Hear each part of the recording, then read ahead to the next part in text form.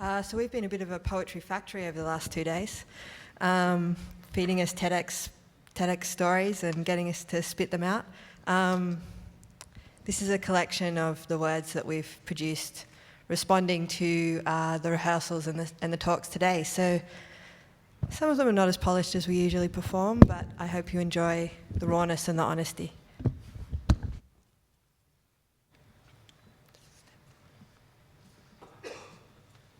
One, diving into dirty water with no vision.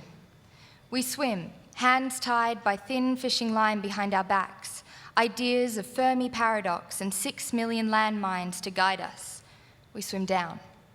We flounder halfway out, our feet splash at the surface.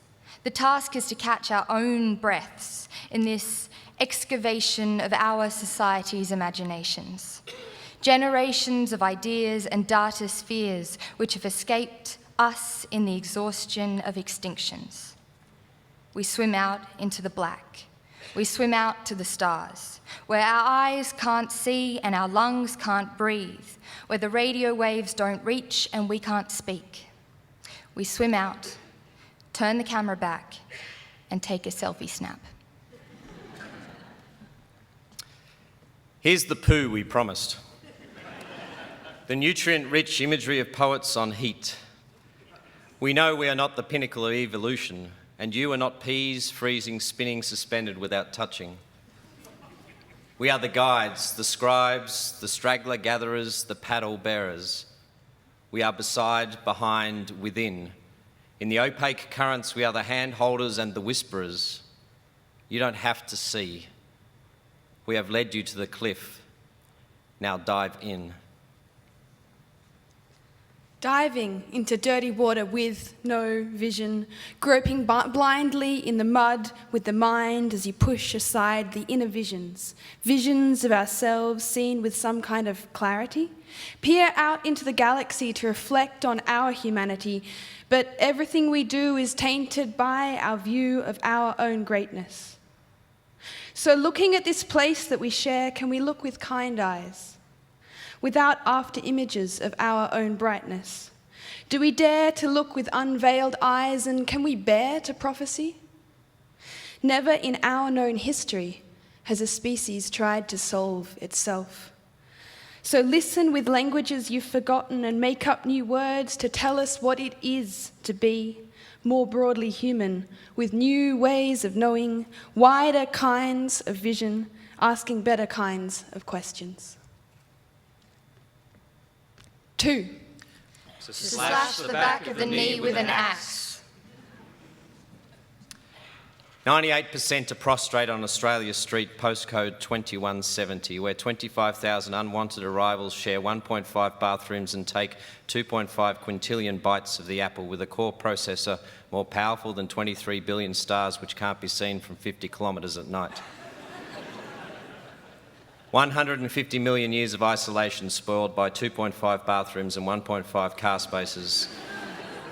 Select a y-axis that puts us at the top, divide the product by 89 lives, forget 500,000 and add one memory, one faded photo, one regret, all drifting in one bark canoe.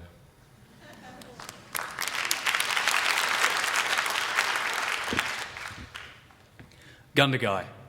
To slash the back of the knee with an axe. And I've seen that axe. It cut the first wood that lit the first fire that cooked our first meat.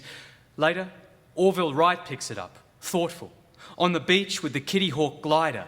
It's just returned from Southeast Asia, 2.7 million kegs lighter.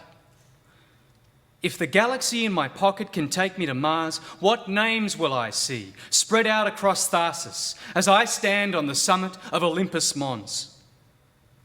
To enslave one species, to poison a planet, to annihilate a star. To slash the back of a knee with an axe, breathless, falling for a dizzy moment. To slash the back of a knee, Murrumbidgee describes the way that water falls between the hills, describes the way it turns and flows and rills. To slash the back of a knee with an axe, technology cuts us down. to slash the back of a tree with an axe. And the bats are fresh out of fruit and attracted to towns that were built on the banks of a river, too close to that river that splashes the back of a knee with a flood every decade and reclaims its plains every 100. To slash the bat off the tree with an axe. But really we slash our own knee. 3. A lifelong digital epitaph. We'll be here to be dug out. Mind of all your, our, their lives and minds will be sifted, sanded through, and handed to you through a soft screened button. A lifelong digital epitaph can be tapped out for all its facts, founded on thoughts forged in the fires of far-off states and consecrated here in our concentrated spheres, where we can sort out 1 megabyte by megabyte the lines that define our light-speed diet of ideas.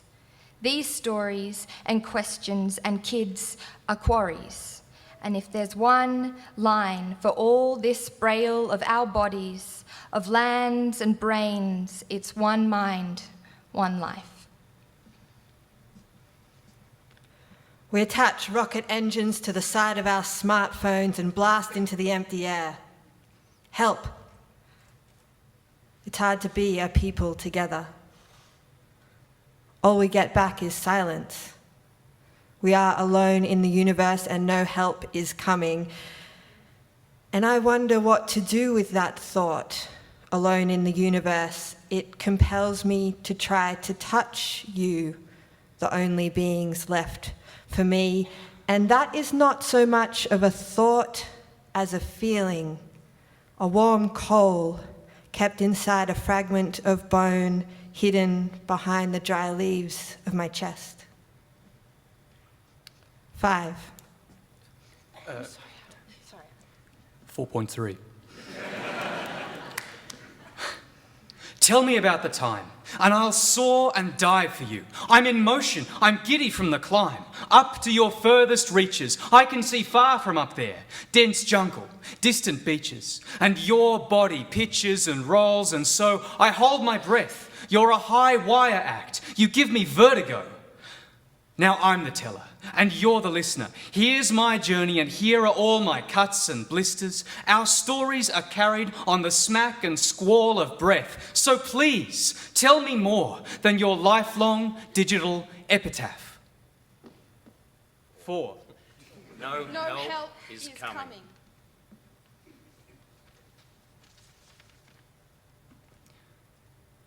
Someone, tell me how to use all this. I keep sending my images out into the ether, and all I get back is 1s and 0s, and they're not adding up. The old arguments are still going. Epicurus walks through his garden, gets an email from Seneca. It's an infographic on the simple life. Epicurus arches an eyebrow and peels a grape. No help is coming. I alt-tab between Farmville and SETI at home, and no help is coming. This eternal city is 100 years old, and no help is coming. 2,500 rocket ships here in my pocket, and no help is coming. But you're humming. I think you're already here. No help is coming. Forgotten Australians and stolen generations of people I don't feel I can speak and write about, because even after so many years of education, I don't understand enough. Even though I try, words fail me. And is this only because of me, or because we don't talk about it as a nation? We don't talk in it, around it, and through it. Too much silence for too many years. We are diving in dirty water with no vision. No help is coming. Sometimes amongst all these technicolor, painted paddle, far-out dreams, inside these cities that stand where the bats and the stories have been, it seems like no help is coming. But then the sky opens. The clouds fade and all those broken things start to seem okay, because the sky whale has arrived and is singing. As a soft, soothing song sinks into your skull, the grey-headed flying fox superstar sirens start screaming the stanzas too. And all of a sudden, today, on this day, National Threatened Species Day, you finally know that help is here. 5. He screams seductively into her face.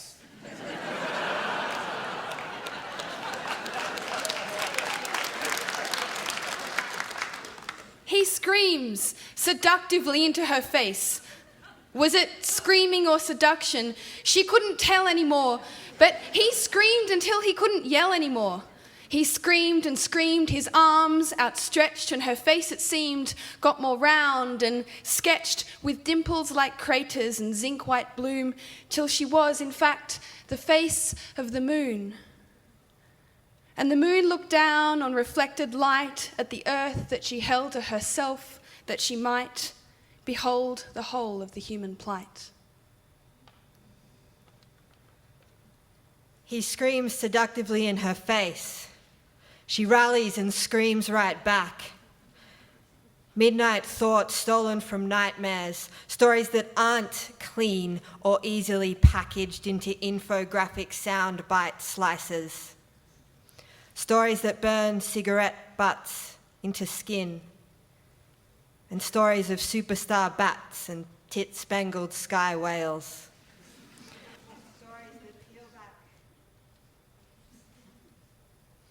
Stories that peel back photographs with fingers cracked and twisted to find the paper blistered, and stories of you, people, who looked so pretty with eyes that fell like petals into our packaged lunch of the Canberra sunshine.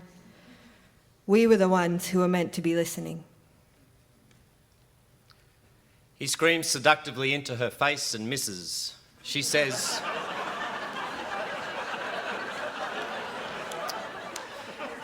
we don't act upon something until we see it. And he says, so picture this. We are sitting in an open field at night. My heart is 2,500 times the size it was when we met. Look, if I hold it up, it eclipses the moon. The frozen pea of the moon spinning on the tip of this giant tree we are just one small part of, our liberation bound to the trunk. See that fuzzy light in the distance? That is a galaxy of 600 stars blinking, feeling, breathing, thinking. Picture this, 600 stars, feeling, breathing, thinking in their seats. You are next on stage.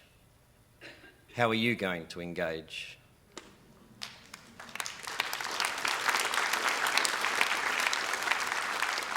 Six, the best form of communication doesn't require words at all.